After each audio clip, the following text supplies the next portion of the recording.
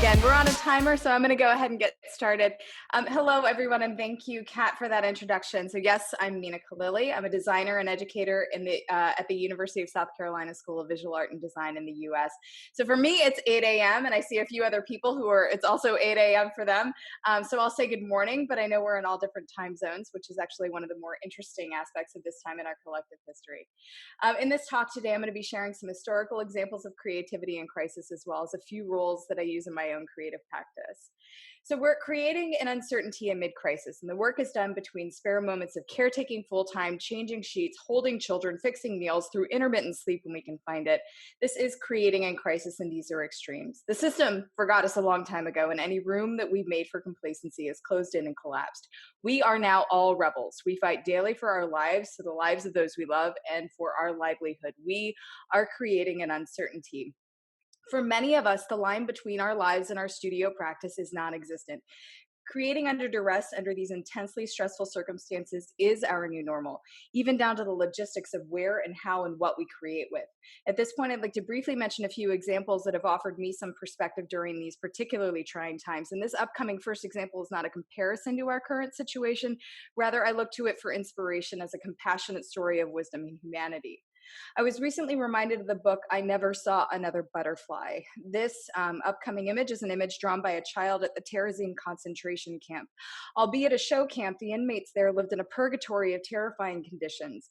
The book documents the work of children in secret art classes taught by Frida Kahlo at the Bauhaus, who, after receiving her orders to go to Terezin, filled her allotted 2 suitcases with art supplies. The vast majority of the children were executed, and Dicker Brandeis was murdered in Auschwitz, but she managed to hide 5,000 pieces of art in those 2 suitcases, which miraculously made it back. 273 days is about how long Frida Kahlo was immobile and bedridden after contracting polio at age 6, beginning her well-documented relationship with physical pain. Eventually, she recovered from polio, but was left with a limp, only to become immobilized once again when she was involved in a freak bus accident as a student. During recovery, Kahlo developed special apparatus to facilitate her painting, but her body too weak to support her. She spent much of her life in out-of-body casts. Some days they felt like a prison, but other days they became her canvas. As humans, the urge to make a home is in our bones. We have an innate desire to connect, which makes mandated distance so hard. But we're resilient and creative, and that deep desire to regenerate the comforts of home in these images from World Wars I and II, where dugouts don signage, bungalow for 2, with an added request for courtesy, wipe your feet. Villa George here resembles an Italian trattoria, complete with a tablecloth.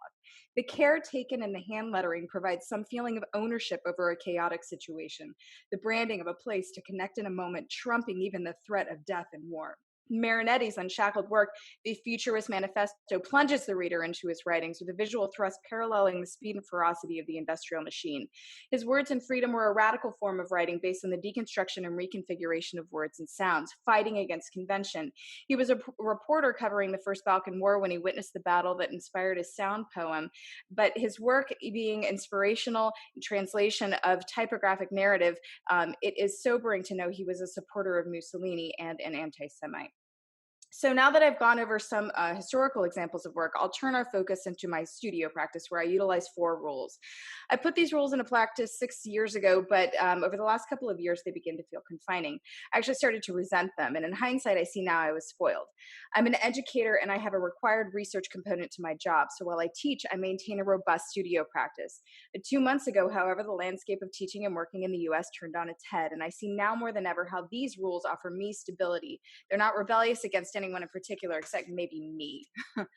The first rule is to take back your time and hoard it. Use it to care for yourself. We have a handful of times where I found myself staring off into space and realizing that there's no noise. I check, the child is still breathing. In these moments, I've been tempted to clean, prep meals, wash clothes, and organize, but I've had to make myself stop prescriptively and stand still.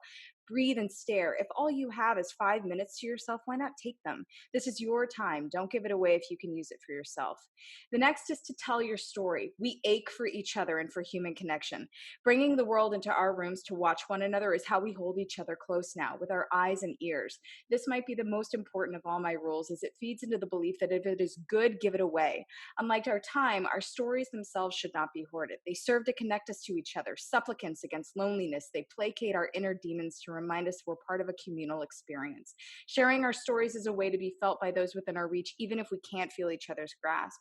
And then ditch comfort. It's fleeting anyway. If you find some, great, hold on to it for a moment and pass it on to others who need it. None of us have had time to reflect on the pandemic, but I've had time to consider our country's current administration. Since before the pandemic, many of us watched in awe at the barrage of injustices that have affected the health and well-being of all kinds of people.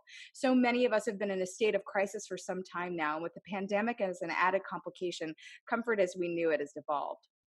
And finally, it stands to reason that if we have nothing to lose, we have everything to gain. When creating with uncertainty, there are predictors, but no answers. So let your ideas out and let them grow wild so they can show us what they'll become.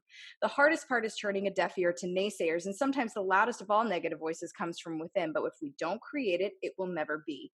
Designer Eric Brandt here could never have known his humble outdoor rotating typographic installation would go from simple wheat-pasted posters to this global 600-page book published by Formist last year. Now, I'll share some work that illustrates these rules. I've moved across 4 states since 2015 and have been drawing my surroundings daily. Each city might seem different, but they have numerous similarities. Small businesses became my focus. These shops hit home for me because my father was a small business owner for decades. But with the economic warpath of COVID-19, I found myself with an illustrated time capsule of businesses that once were. I now use my voice to share these drawings in social media as a reminder to citizens that the local economy lives and dies with their support.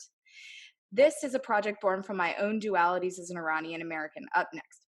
As a child, my unanchored ethnicity mostly shown itself in language as I tried to converse with my Iranian family. Like some kind of sonorous transit system, our families would talk past each other and then land on a common tone and react to one another before moving on. In this work, I use projections to simulate that hopping and stopping as the language moves from one screen to the next. It's installed in a garage with a glass door in the middle of a city so that passersby can react to the work and then move on. So like many of you, I have sketchbooks full of drawings. These are a mere fraction of the books from my series cataloging cities and small businesses. And the moment I took this project on, I believe telling people about it would hold me accountable to ensure its life. Because planning something to let it grow without containment or fear of demise is awfully hard. But what can happen when we look fear in its eyes and then turn it upside down? How does that perspective change things for us and for those around us? Well, in many instances, it starts bearing fruit.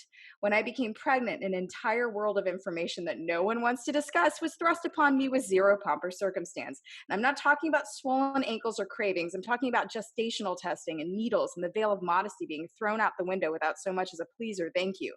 The overwhelming exhaustion of being a parent with a career and the other postpartum realities. I started sharing my experiences to tell my story through my project 100 Days of Honest Pregnancy, where I discuss pregnancy and birth without embarrassment or stigma. And the final 3 slides coming up are about larger projects, wild ideas that are not limited to should-bes, but could-bes, even in the face of pressure and adversity. Louisville, Kentucky artist Chelsea May taught herself to knit and decided to respond to the overwhelming penis graffiti throughout her city. It is enough for those of us who are victims of abuse, but to see hastily scratched on genitalia all over buildings and sidewalks day in and out, there comes a breaking point.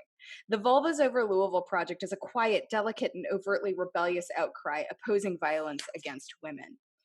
And in 2016, the National Park Service celebrated its centennial amid severe funding cuts by the US federal government. So a project called Type Hike was born by 2 guys named David and Jim who wanted to celebrate the NPS by raising funds. And with the help of industry-leading designers, this project exploded, went viral online, and exhibited through some of the most prestigious design museums in the US, was recently inducted into the Library of Congress. By the end, Type Hike and its projects donated $20,000 to various national causes like the NPS Defenders of Wildlife and more. And today, the metaphorical torch has been passed from Type Hike to other projects with wild ideas during this pandemic. Paradowski Creative in St. Louis, for instance, developed the Apart Poster Project with the April announcement of the U.S. federal funding being withheld from the World Health Organization. This project sends all proceeds to the WHO COVID-19 Solidarity Response Fund. And at this point, they've sold hundreds of posters with raising thousands of dollars, and we'll have the final tally of their monetary impact today, May 20th. So in conclusion, I want to thank you all for spending some time with me here in the wilderness where we all live now. The rules that I've shared with you today provide me structure in an increasingly chaotic time, and I hope that they've been of some help to you as you continue to navigate the new landscape of your creative practice. We are all creative rebels, forgotten and forging new, but let us not forget that we're the new crop. As we saw earlier in this talk, there are giants who came before us, who've been here before. So we must look to them now and learn their stories just as we reach out together to learn from each other. Thank you.